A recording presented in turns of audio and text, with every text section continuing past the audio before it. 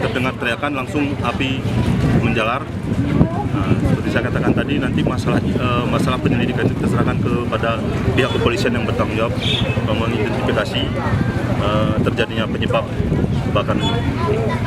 Jam berapa tadi, Bang? Jam setengah 3. Jam setengah 3. Ya. Awalnya gimana?